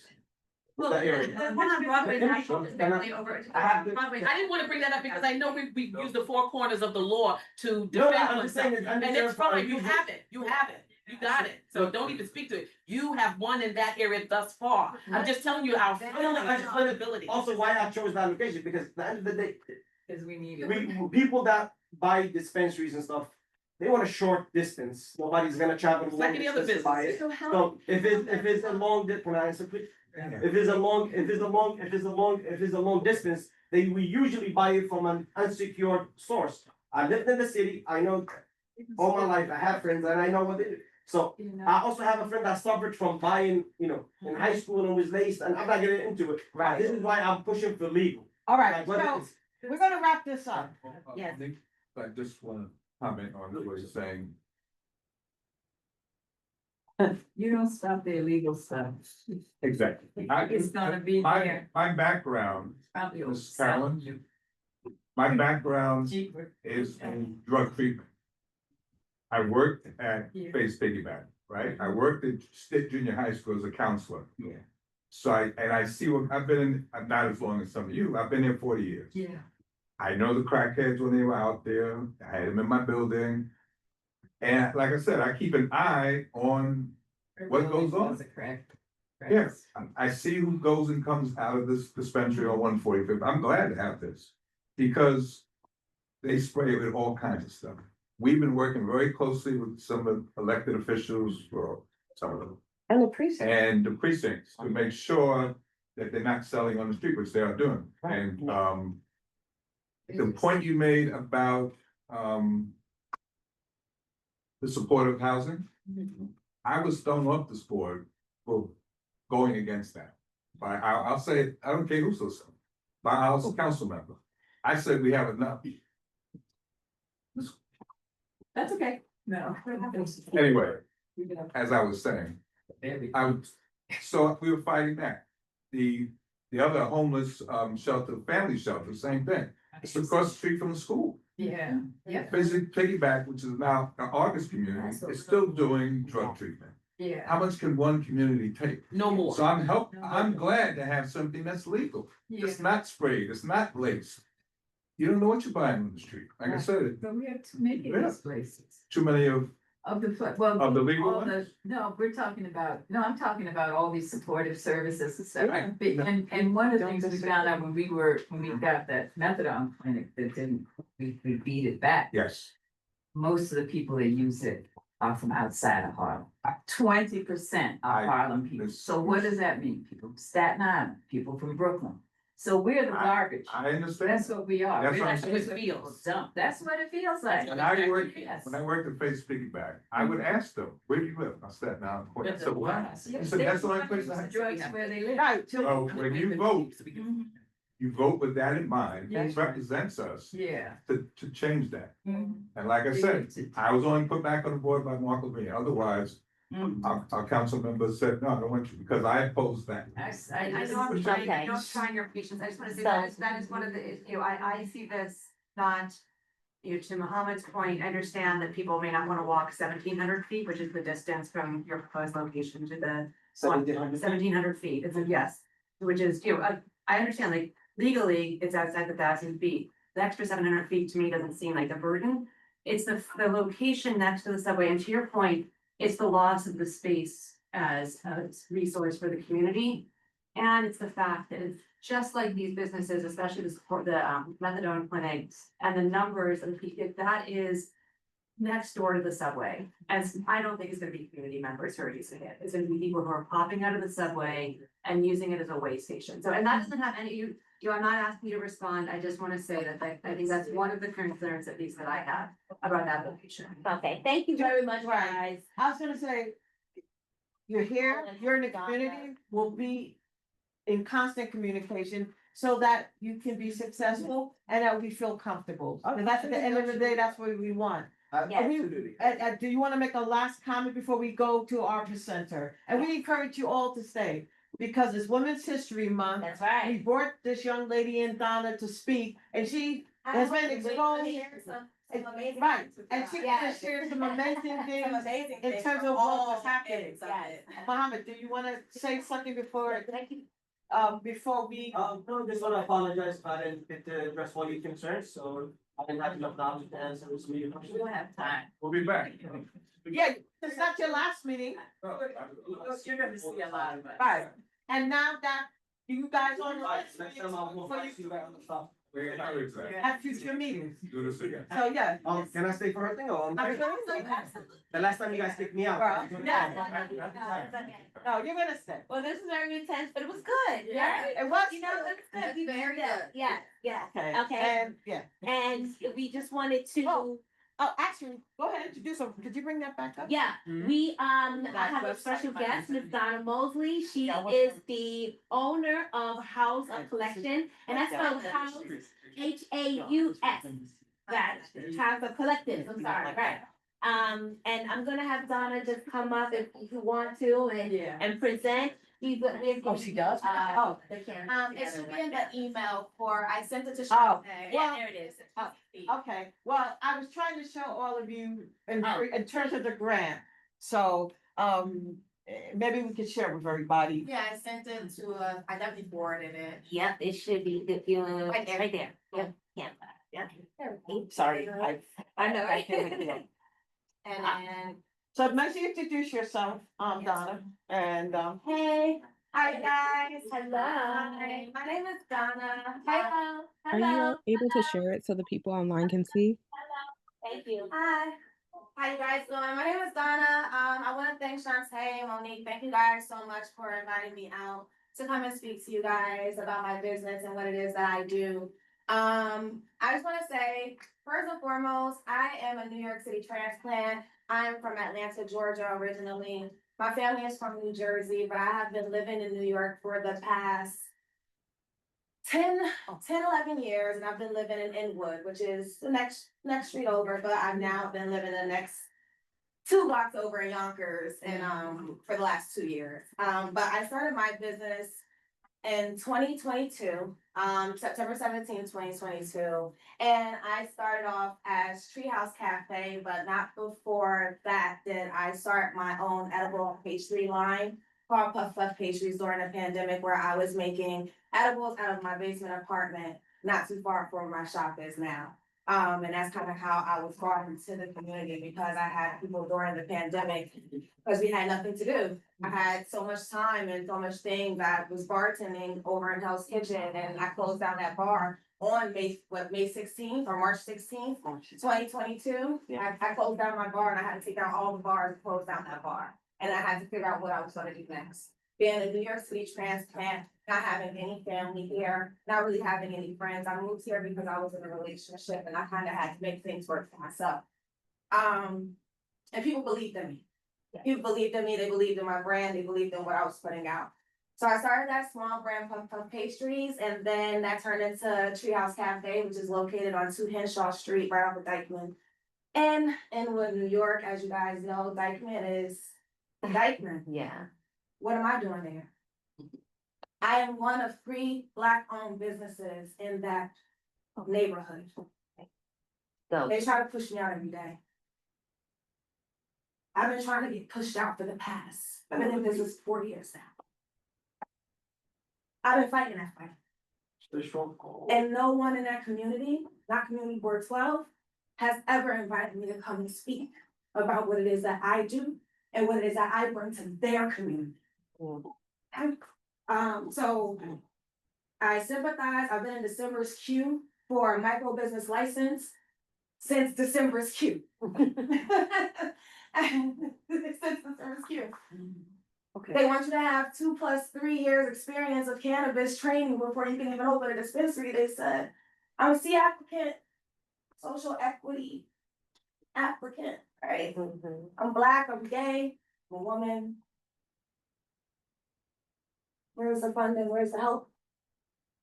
I haven't received any. But I learned how to reinvent the wheel because I'm not going to fight them anymore because it's not my fight. The OCM is a mess. It's a mess up there. Whatever is coming down the pipeline, it's a mess. It's a complete mess because we are now in 2026 and we still have card applicants that have not been seen. We still have C applicants that have not been seen. We still have people that are waiting in queues that have put in applications in good faith with real TPIs. One owner, like me, I get pushed back too.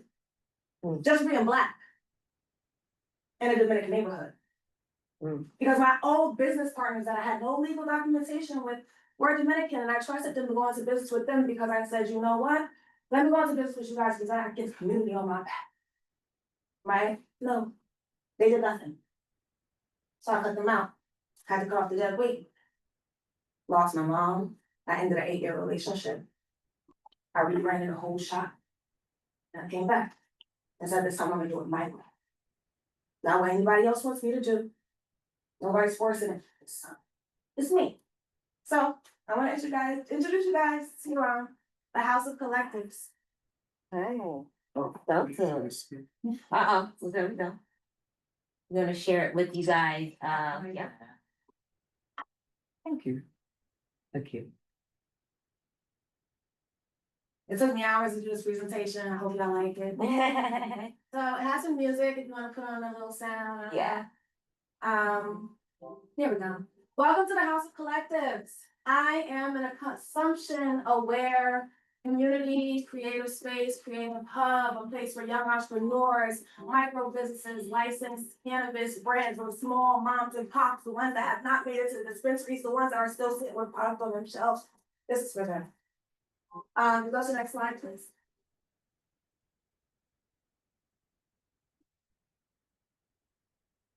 Yeah, you gotta click it. It's on click, yeah. Just I click the mouse on the screen. Yeah, there we go. That's me. Yeah, that's my business. The House of Collectives. You click. Just click on the screen. Yeah, yeah. That's me. I told you guys a little bit about my story already. Click the screen. There we go. Keep on clicking because it's there we go. So like I said, I started off very small in my basement apartment, and then I had some people come to me and believe in me, and I started my little pop-up shop in the front of that space. There was actually someone that was already there. It was an artist that was there that was well known in the neighborhood. And I was throwing a small pop-up shop, a small infused cafe that I called the Prohibition Cafe. And this was like telling the pandemic, and all my customers, like all the ones that I had orders online and all of those people, they were able to actually come there, maintain and actually enjoy the space. So when that owner left, he decided to come to me and ask me if I wanted the space. And of course I said, yes, I have nothing else to do. Let's do it. No business experience, no background. I taught myself, I'm self-taught cannabis chef, ACL certified. I've taught other chefs as well. I'm pretty sure that you guys have my chef on your panel before. I've laid the platform for so many things. And so many growth opportunities. I want to tell you guys more about those. You just click next slide, please. The vibes. Go ahead. What we do at the House of Collectives, again, we are a platform for creatives all alike in all shapes and forms, from comedians to artists to music. You click that one more time for me. There we go. You can even play the comedy show, and then you can just hear some of the tidbits of Marvin. And you guys can see the space a little bit more. This is a comedy show. Again, we're not sell any cannabis, but we do allow you to. If you want to. Right. That's what people are missing. People are missing big space too. Right, right. Maybe they could buy and go there. No, I am not a dispensary. I am not a consumption lounge. I am not a dispensary and I am not a consumption lounge. I am a club and a platform for 21 and over to be able to come and relax. That's it. Yeah. That's it. That is simply it. If you don't wanna smoke, you don't have to. Everyone knows when you walk through that door that this is a consumption aware space. If you don't mind to smoke, you stay. If you don't, then you leave. It's a respect thing, you know, we have to respect the plant for what it is. It's gonna be around us no matter where you go. You wanna walk in the street, you wanna smell it. You wanna walk past the train, you wanna smell it. The guy coming off the elevator, you gonna smell it. I smoke it. I don't mind smelling it. So if they're in there, they're not smoking on the street under somebody's window. Right. No, they're not. They're not, and what's really good about my location and why I'm trying to save my business right now is because my location doesn't have anyone above it. It doesn't have anyone next to it.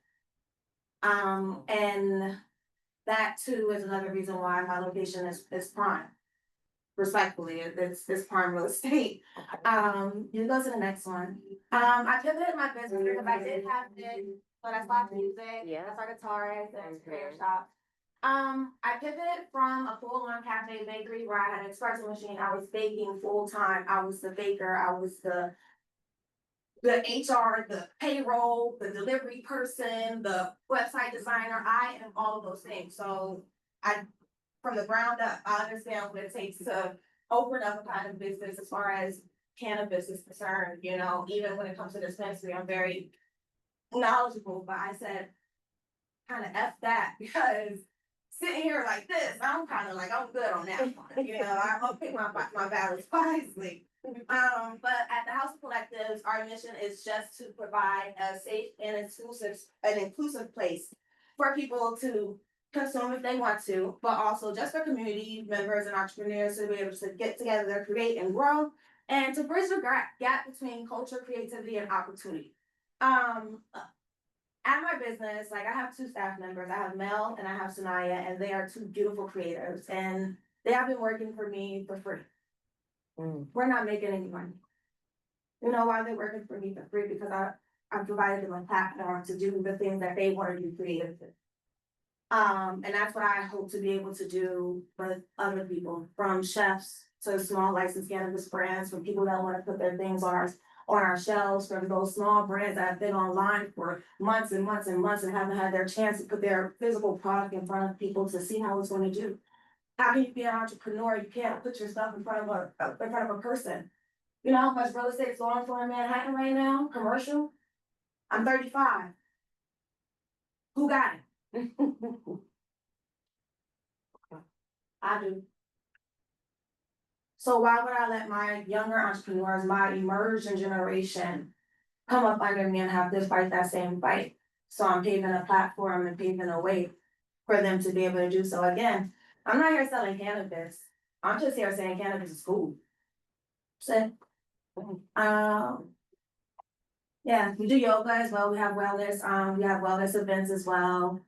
Working on a whole lot of collaborations. Our operations right now are day passes, monthly passes, and schedule access. They go online. You can click that one more time. I even have like a little, go ahead.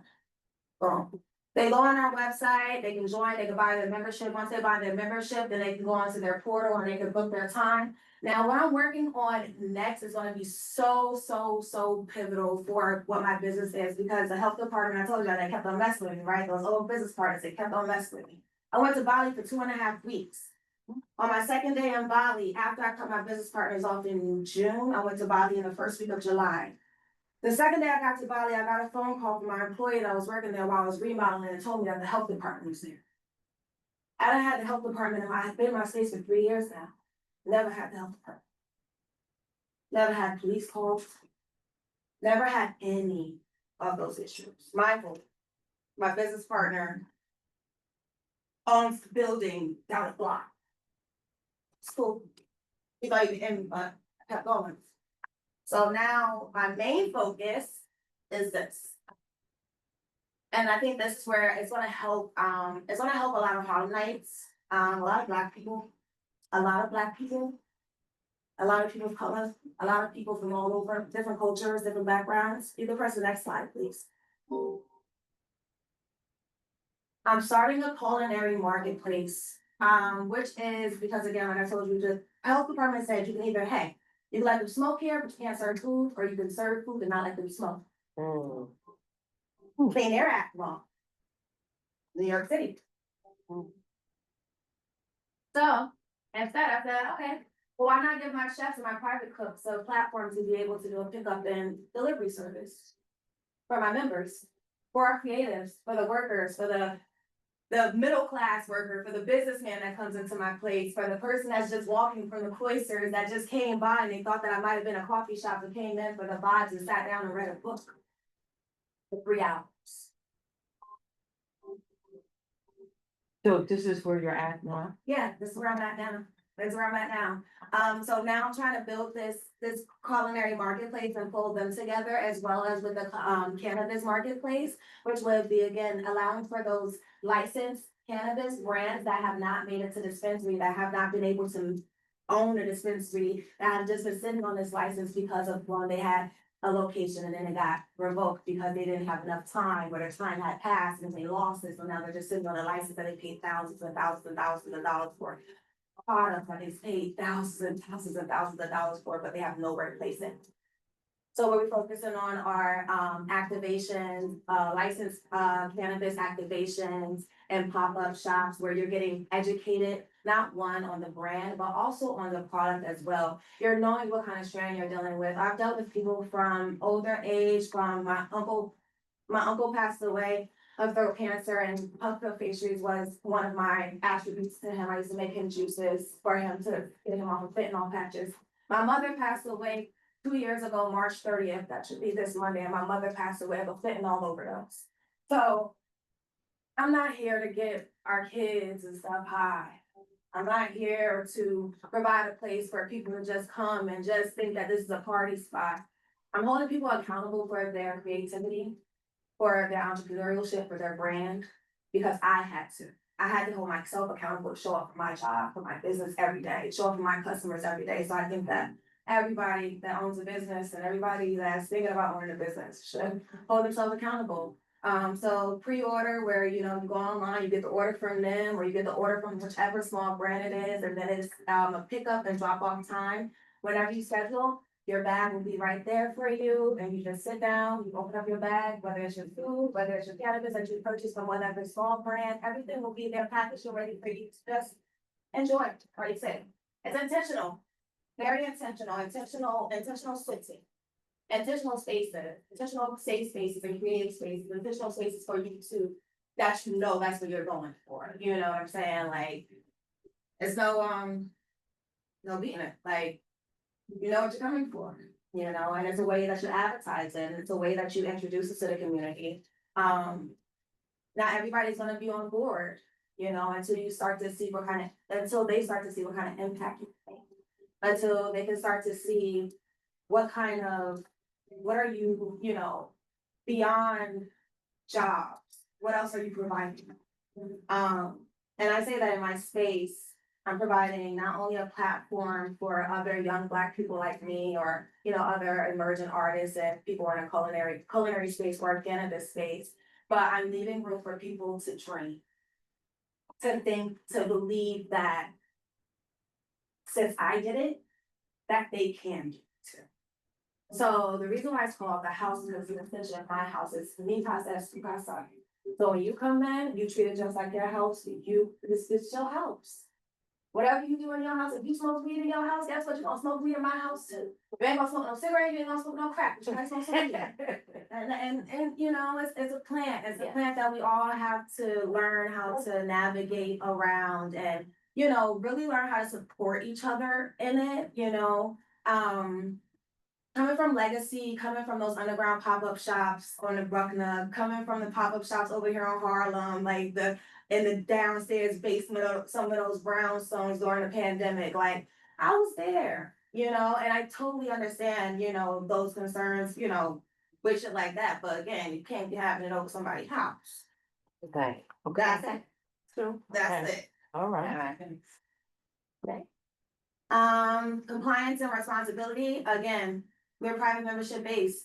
We have no on-site sale of cannabis. We only work with licensed brands and licensed culinary artists. That means that anybody that delivers food to our space or anybody that works with us, it must come from a licensed kitchen, a commissary kitchen. That note must be given to us as well. And then we'll put you on our website. Educational and experiential focus, experiential focus, meaning that bringing in those experts, bringing in those people, those farmers, those growers, those people that gonna really teach you the cannabinoids and those breakdowns and those effects and the entourage effect and how it really accumulates with your brain and your metabolism. If you do this, if you do that, all of those good things. Plan and monitor events and respect for community environment, making sure that nobody's lingering outside. We're not doing that. This ain't no block party unless it was a community advised party that the community all said that, hey, you can have this. That's what I hope to get on board. Website based, licensed retail partners, no on-site transactions, just order and pick up delivery. The only on-site transaction that we do is our membership, and now we have a house marketplace. I have a commissary fridge where people can purchase snacks and little groceries while they're sitting. And yeah, I think next one. And this is the house is the heartbeat and the community keeps it alive, meaning that the house cannot function without community. And like I said before, this is my first time being to a community board meeting. I did go to community board meeting 12. I did go to 12's meeting. And I distinctly remember going to the YouTube of the previous meeting and my name being brought up on that panel. And I was just watching. And the chair of 12 said, we don't talk about that. Why? What am I doing wrong? I've created a space. I'm helping brands activate. I've taught people culinary out my space. I do community programming. We fed the homeless. Oh, next slide. There we go. That's my partner, Deshawn, who's actually recovering from cancer right now. She's in recovery. And I know you guys know that building, that painting right there. Yeah. Did you click the last video, play on that? That was us Thanksgiving. We opened up our doors and done on the side of the house, like to be invited. Here, all the way down, all the way. And invited.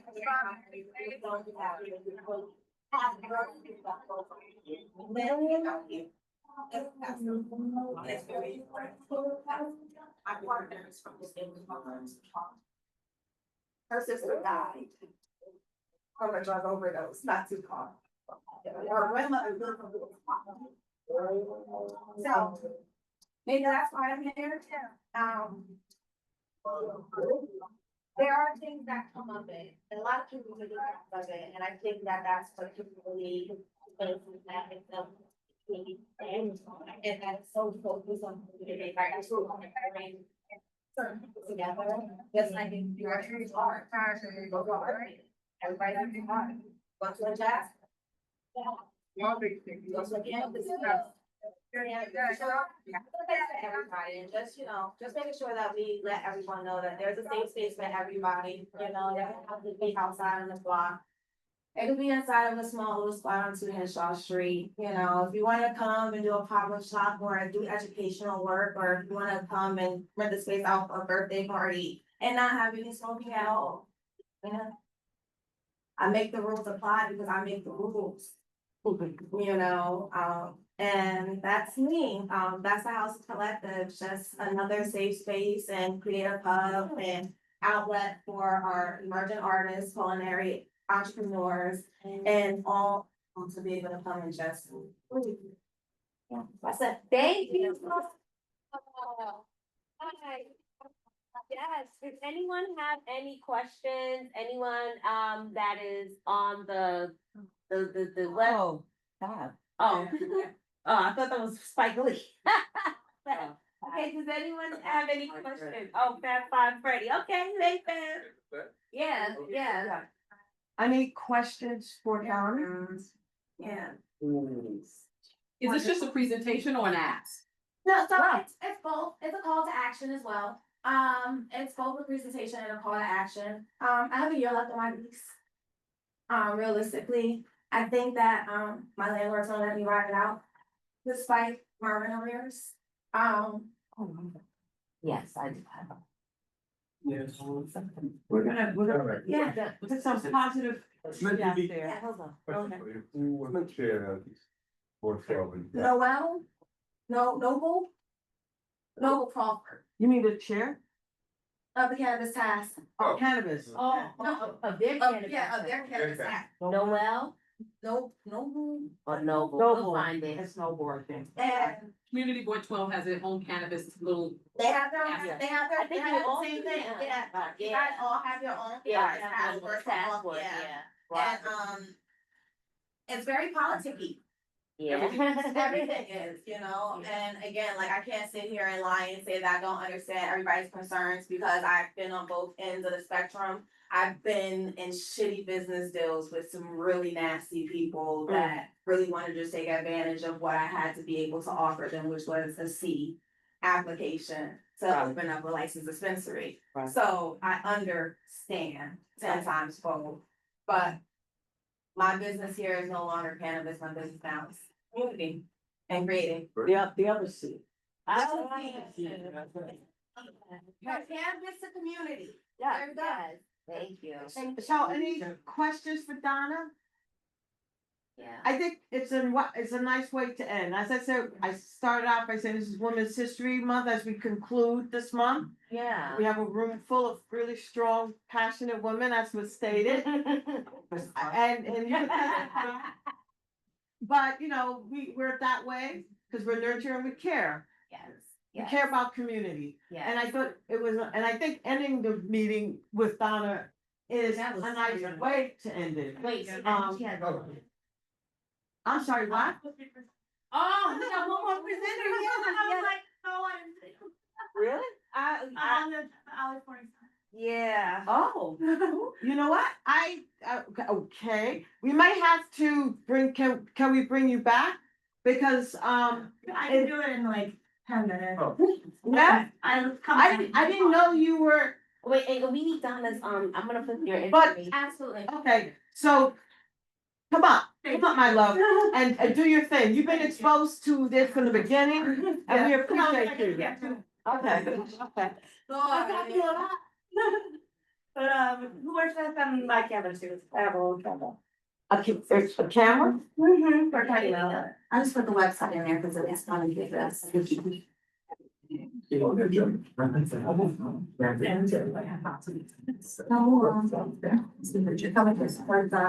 You know, be able to just kind of share them. Yeah.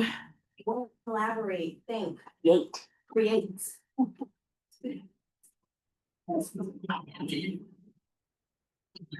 Thank you so much again. Thank you. Thank you for saying that.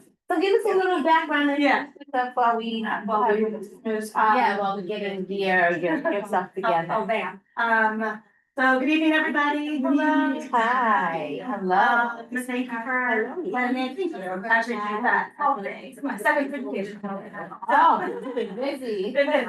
It's a very busy time. It's advocacy season and lots going on. Yes, yes, yes. But I am Nadia Swanson. My pronouns are they, them. I'm the Director of Advocacy and Global Programs at the Ali Forney Center.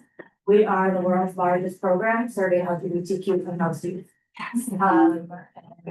We have multiple sites in Harlem. We've been in Harlem for a very, very long time. So there you go, perfect. Can I go to the second slide? I want to tell you a little bit about Ali. One second. Yeah. So we are named after Ali Forney. Ali Forney was a young person who from Harlem and was at 13 in the late 80s, early 90s, was put into the foster care system because of homophobia and transphobia that they experienced at home. At 15, they ran away from the foster care system because of homophobia and transphobia they experienced in the foster care system. And they felt like the streets were safer than what were supposed to be offering, what the safety nets were supposed to be giving them, right? So at the time, in that, mid-90s period, there were no LGBT specific programs, right? But there was a program that some of you might remember in Times Square called Safe Space. And Ali went there, and Ali there was a performer, would go out with a backpack full of condoms and do support to her peers and, make sure people were being safe at that, especially in the HIV/AIDS moment, right? Did a lot of advocacy. Ali would also go by Luscious Shoes Her or Ali would I heard of it. Yeah, yes, I'm familiar with it. yeah, and like many of her peers, unfortunately, Ali was murdered. In 96, at the age of 22. It was right after she was murdered. She was murdered in mine. Just never be solved. No one tried, except for right? And so in her memory, Carl Siciliano, who was the director of Safe Space at that time, founded the Ali Fernie Center in her memory. And it was the first LGBT runaway homeless youth program in the nation, really. Modeled after a lot of organic work that happens in community of taking care of each other, but the first official nonprofit. At that time, we started with 6 classes in church basement. We've now grown to have 15 different housing sites around the city. We serve 2,200 youth a year. But we have a 20, you can keep going. Keep going. You can see the. We serve youth ages 16 to 24. That's the definition of youth in New York's legal definition. And our only requirements are 16 to 24. Are you homeless or risk of being homeless? And are you LGBTQI youth? You can keep going. So you understand like briefly what the system is. Basically, we are an LGBT specific program. There's runaway homeless youth program for everybody. There's more than that. There are 8 drop-in centers for youth experiencing homelessness in the city. 5 of them are 24/7. There's 1 in each borough. We're the Manhattan one. Then there's emergency housing, where it's a short-term stay, 6 months, come regulate the nervous system, get settled, and then people can move on to transitional housing. That's a 2-year long stay. All of these homes are 20 youth max. They're small home-like environments, they're staffed 24/7. They just grow in independence of it. In crisis, meals are getting given, cooked for them, they get everything they need in transitional, the staff are more hands-off, and they're expected to work, school, internship, start to be ready. We get them in their housing and go for it, we'll go next. Okay. So we were the nation's first 24/7, 365 drop-in center for LGBTQ youth. And we opened that first time on 125th and State. We were right about that was a Popeyes, it was children. Oh. Yeah, so we were there, right after Hurricane Sandy, we moved there, because our former spot was flooded in Sandy, but we grew into that spot. We love being there. We're right down the street from another program that's, called Street Work, that we love as well, our youth do too. But this spot, youth can come to at any point. It's the first point of entry, any time of night, any time of day. They'll get access to all their basic needs. It's a one-stop shop, the full medical clinic, with partnership with the Institute for Family Health, get all their primary care. How did you find out about your program? Yeah, most of the youth find it from other youth. There's a large network of runaway and homeless youth providers, so if they end up at another drop-in center and out there LGBT, usually they'll say, hey, why don't you go over to AFC? We're also, if you Google LGBT homeless youth shelter, we're the first thing that pops up. So that's also a lot. We do a lot of social media outreach, that's a lot. We do community tabling. And if the youth shows up at Port Authority, for example, because 60% of the youth we serve come to us from outside of New York, but they don't have a safe place in their country or their state, right? And so we're on that list if they want some information session. So a lot of connection. We definitely don't have to do a lot of work to get people in the door. But it's a one-stop shop. We have legal services, levels of case management, therapy, creative arts therapy, anything anyone would need, it's there. We can go next, please. And it also at nighttime is an overnight. So you are on a wait list. We have over 400 youth on a wait list for a bed. We can wait up to 6 months because there's not enough beds in the city, we don't fund enough. And so we used to have up in Harlem, we used to have beds in our drop-in center for the overnight. The city took them away. They said, you're not allowed to have beds anymore, not just us, all the youth drop-in centers. They said it's not like did that. It was a mix of OCFS and DYCD. Next to the city, so. Yeah, that's who's DYCD. mayor. It was that. He also just rolled up one day, like, right after that, we took a whole New York Times article, and he just was like, oh, I'm in the neighborhood, and he just popped on by and tried to be a whole thing. Mm. He's gone, so, Yeah. on to the next. But it's a fight that's had for a long time, because obviously it's insane. We would be in city council hearings and having to argue that use is too sweet. So we're still working on trying to get that back, but our 15 housing sites are a mix of the crisis and transitional and trans housing. So we have 1, 2, 3, 4, 5 sites in this community board district. Okay. We have other ones in Harlem, but they're not in 9. And so we have Broadway, there's 3 apartments in a building, so they're small, they're like 6 youth per site. On Hamilton, that's in the district. So these are the short-term places where youth will stay while moving on to transitional. Yes, How many Harlem sites did you say you had? there's technically 1, 2, 3, 4, 5. 4 are open, 5 will be opening soon. And those sites have beds or no? Have beds, yes. Have beds. Yes, yeah, it's just the drop-in center. But they have beds. So the housing has beds, Yeah. the drop-in center, they don't allow us to have beds. So how many sites includes housing centers or no? 15 housing sites with beds, 212 beds. across 15 housing sites. Mhm. Okay. And then there's a drop-in center, Okay, and the drop-in center is where they took away the beds. okay. Yeah. So there's 5 drop-in centers and 15 housing sites.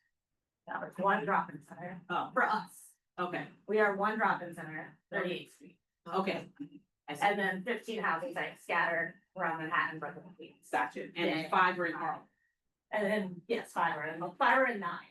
And then there's other ones in Harlem. Then we Okay. have one, then we have 2 others. How many in Harlem? How many sites do you have in Harlem? 1, 2, 3, 4, Approximately. 5, 6, and 7 will be coming in a couple years. Yeah. Okay, so approximately 6 or 7. Yeah. Okay. Yeah, yeah.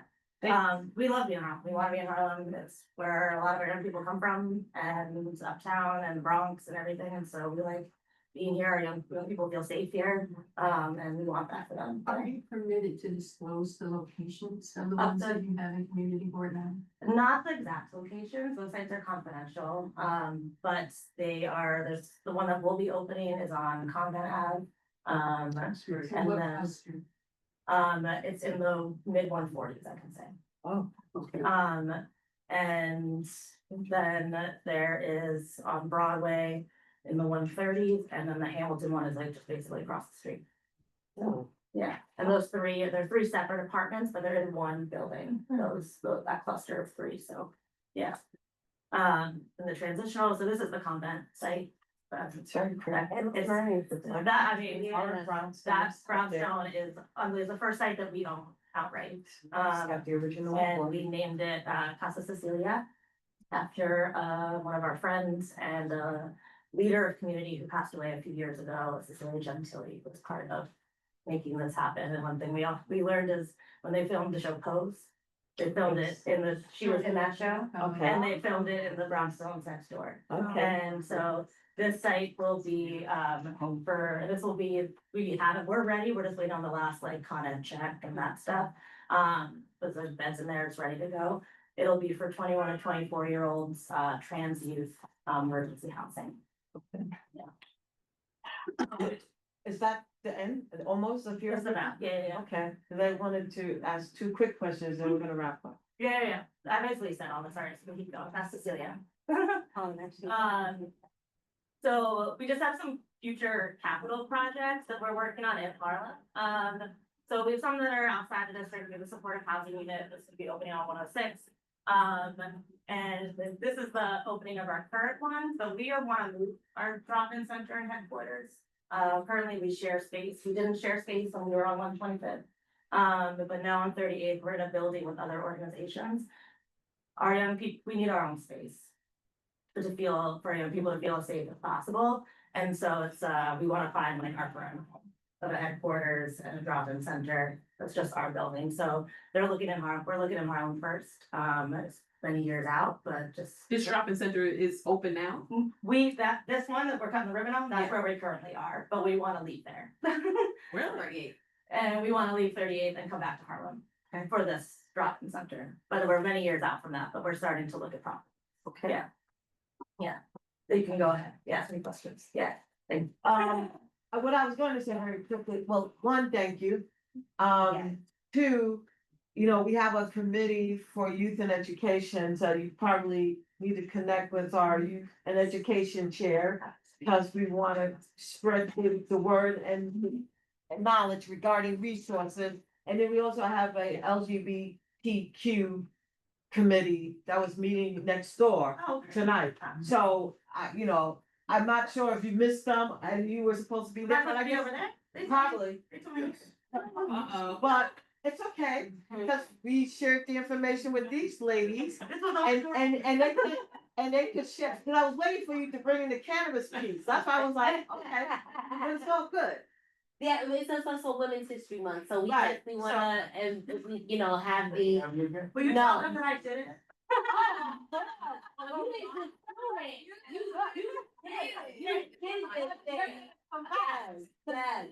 I'm sure it's upset that we're there. Our chair, the chair for that committee was waiting to I me. think that was probably what he. He was like, He was probably like, oh, where's my Yeah. dinner? Yeah. and you're here. Yeah. Yeah, and he was taking pictures. That's the funny thing, he was taking pictures. So, well, Just give me the address. yeah, well, no, okay, you were here. It was Yes. really special. Appreciate you. Yeah. So, Can y'all give a round of applause? Thank you so much. so with that, I'm going to, if I may, if there's no questions, but take the information, because we want to support our youth, right? In all ways. I'm going to call the meeting to order or conclude the meeting at 8:39. Would someone like to make a motion, support that? 8:39, or close the meeting? We're gonna stop the recording. Thank you, Akil. Thank you all for coming out. It was a very, not